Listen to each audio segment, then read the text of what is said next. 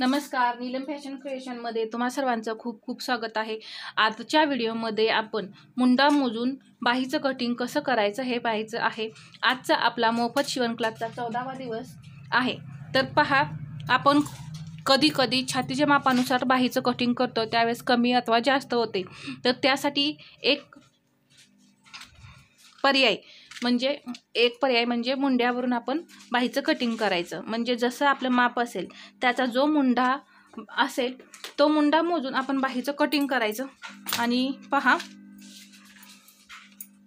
एकदम परफेक्ट असं मग बाही बसते, कुठेही कमी जास्त होत नाही। आता या इथे पहा, ही साईज जी आहे ती 30 साईज आहे।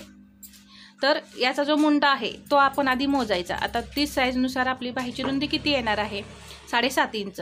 तर तुमची बाही कधी कधी कमी जास्त होत असेल, म्हणजे कसं असतं, कधी कधी हा मुंडा जो आहे तो कस्टमरचा मोठा असतो, कधी छोटा असतो, त्यामुळे बाही छातीच्या मापानुसार जेव्हा आपण काढू त्यावेळेस कमी जास्त होतच असते। तर ते होऊ नये म्हणून आपण हा जो मुंडा आहे तो मोजायचा प्रत्येक साईजमध्ये आणि याचं कटिंग करायचं बाहीचं।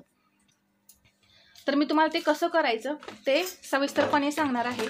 तर नवीन शिकणाऱ्या मैत्रिणींसाठी खास उपयुक्त टिप्स सुद्धा मी या इथे देणार आहे। आता या इथे पहा, इथं फिटिंग केलेलं आहे। तर हे अगदी असं व्यवस्थित करायचं या पद्धतीने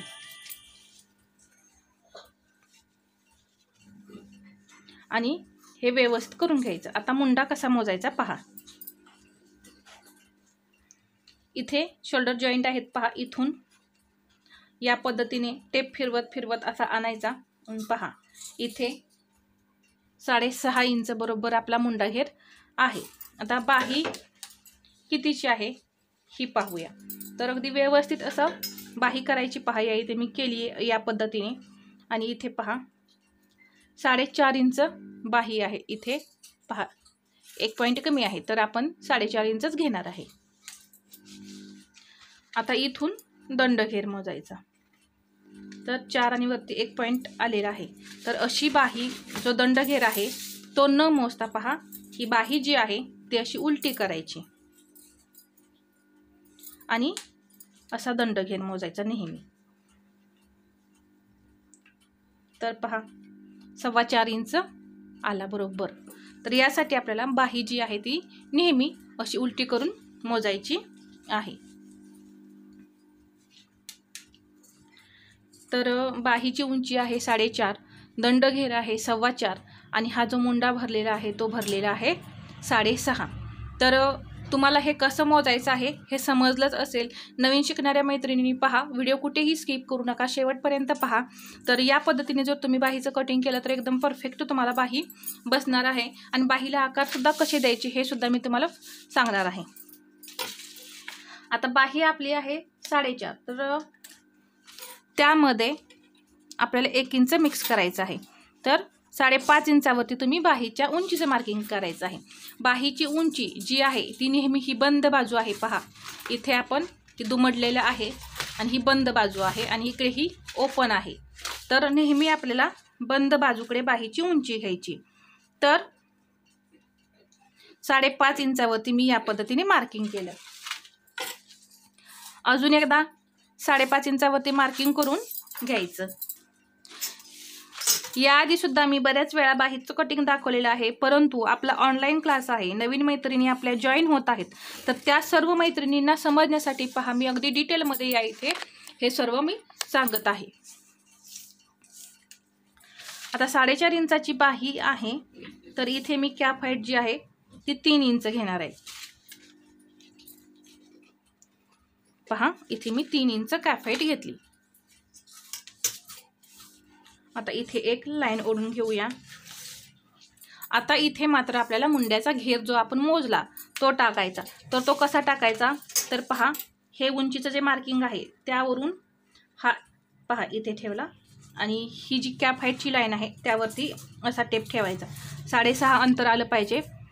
इथे 6.5 इंचाचं अंतर आपलं बरोबर बसलं पहा इथे। तर इथे मी हा पॉईंट दिलेला आहे। आता याच्या पुढे आपल्याला 1.5 इंच शिलाई मार्जिन घ्यायचं आहे। जर तुम्ही या इथे 2 इंच ब्लाउजमध्ये घेतलं असेल तर तुम्ही मात्र या इथे 2 इंच घेऊ शकता। जर तुमचं ब्लाऊजमध्ये 2 इंच शिलाई मार्जिन असेल आणि तुम्ही इथे मात्र 1.5 इंच घेतलं तर बाही तुमची कमी पडणार आहे. तर ब्लाऊजमध्ये जे काही शिलाई मार्जिन असेल ते तुम्ही या इथे घ्यायचं आहे. मी नेहमी ब्लाऊजमध्ये 1.5 इंच शिलाई मार्जिन घेते म्हणून इथे सुद्धा मी 1.5 इंच शिलाई मार्जिन घेतलेलं आहे.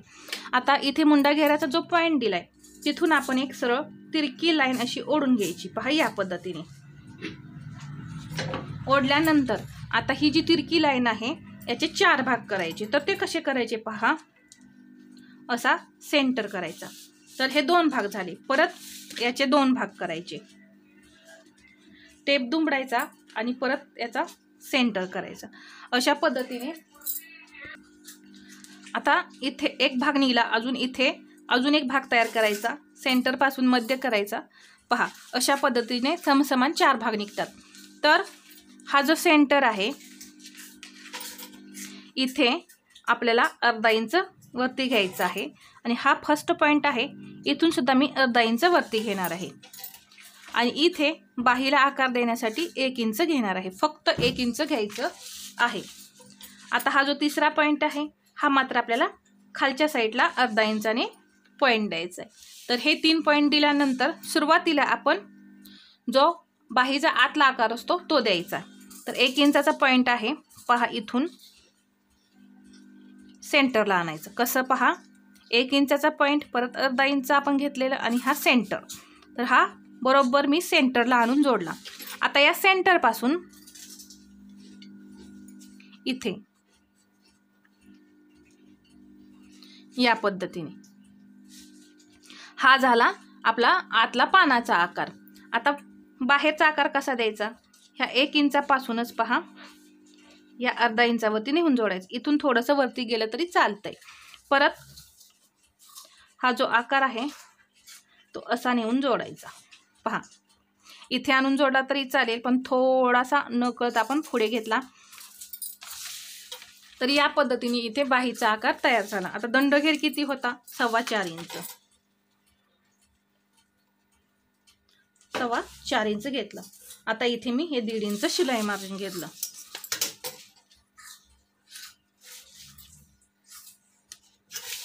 या पद्धतीने हे पॉइंट मी जे आहेत ते जोडून घेतले. आता इथून थोडीशी आपल्याला ही बाही जी आहे ती डाऊन करायची आहे. यामुळे बाही एकदम छान अशी बसते. तर या इथे या पद्धतीने 30 साईजची जी बाही आहे 4.5 इंचाची ती तयार झाली. तुम्ही सुद्धा या पद्धतीने आकार देऊन पहा आणि पहा एकदम बाही अशी परफेक्ट बसणार आहे.